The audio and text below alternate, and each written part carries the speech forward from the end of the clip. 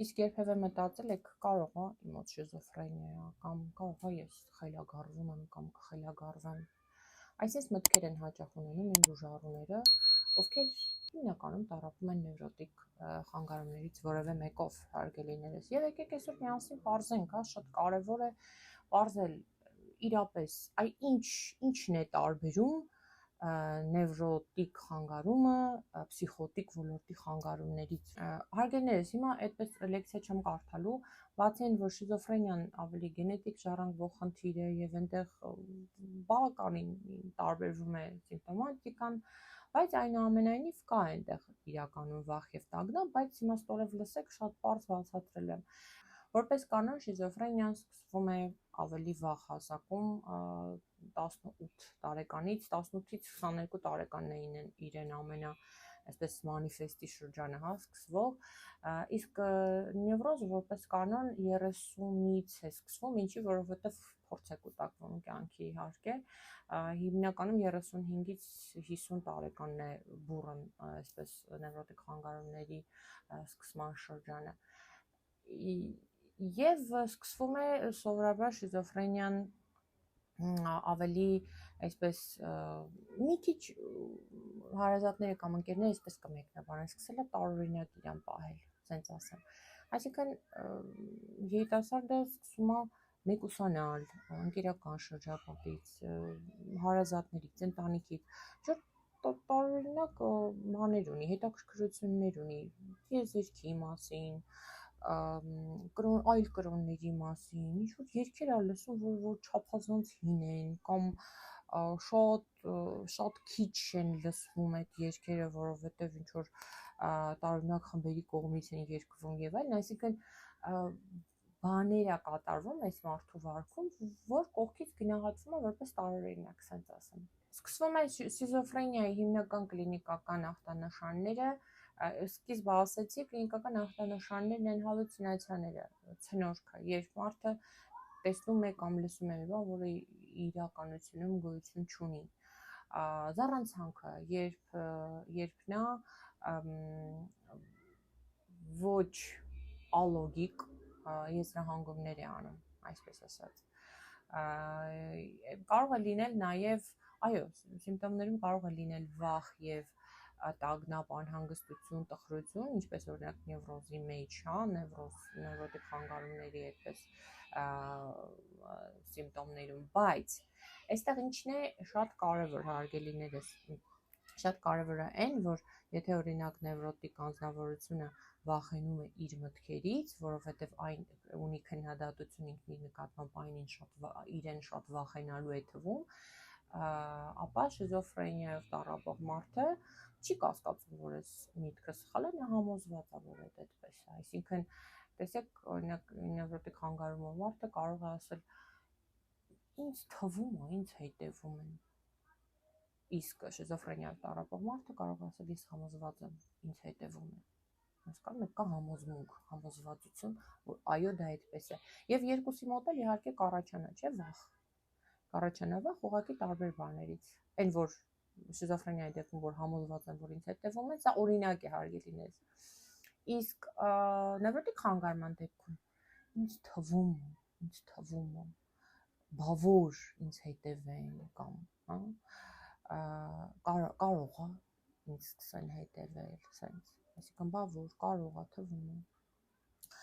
Գնանք առաջ, հարգելիներս, ուրեմն ամենակարևոր, տեսեք, ամենակարևոր սիմպտոմը շիզոֆրենիայի ժամանակ մտածողության խանգարումն է։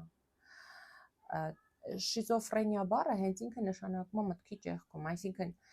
եթե շատ հնարավոր է կողքից մարդիկ չնկատեն դա, բայց բժիշկը միանշանակ զրուցում է եւ հասկանում է խոսքի ձևը, այսպես ասած, եւ այնտեղ տեսնում ենք մտքի ճեղք։ Օրինակ մարդը կարող է ասել ես գնում եմ,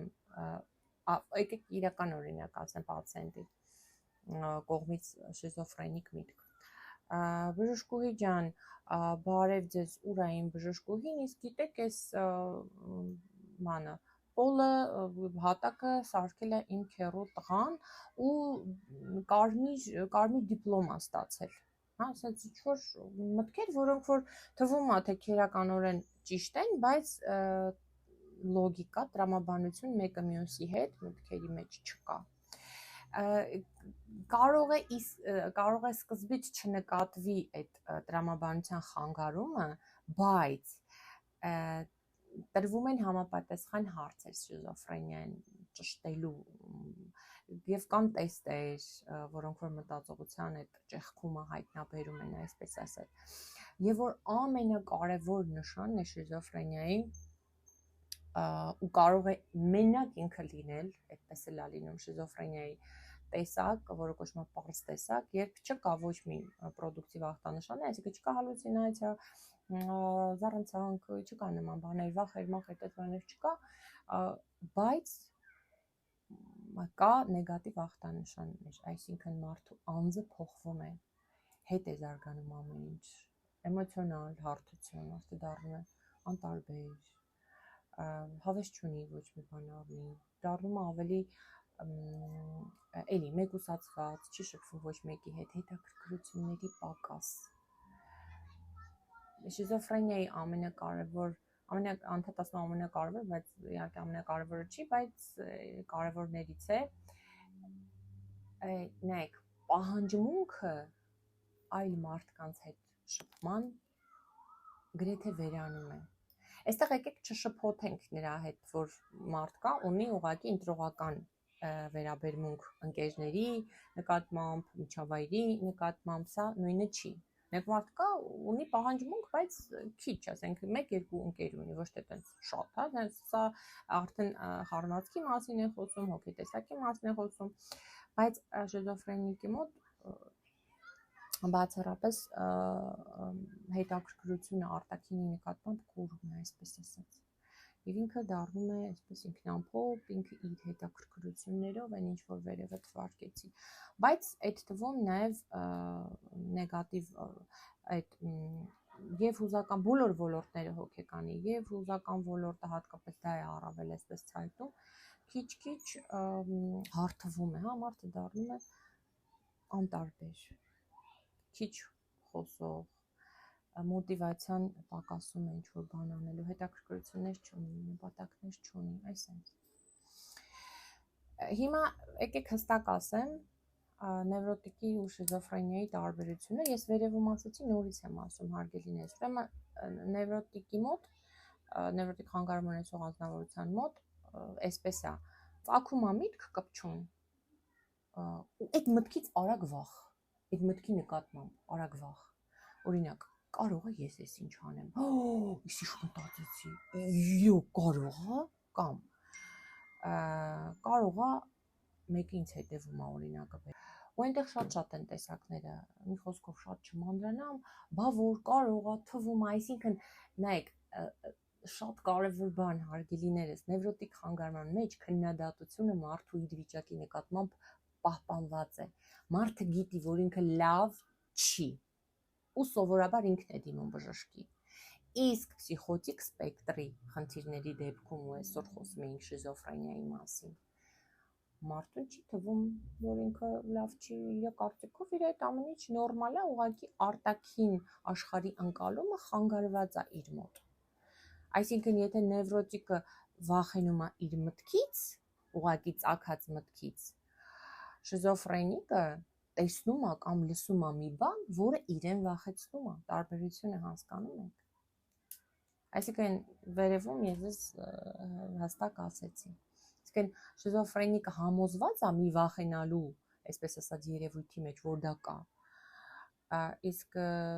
դրանից է առաջանում իր մոտ վախն ու տագնապը, իսկ նևրոտիկի մոտ առաջանում է պարզապես մտքից, որ կարող է ասեն, բավուսեն, իսկ եթե հանկարծ, հասկանալ է։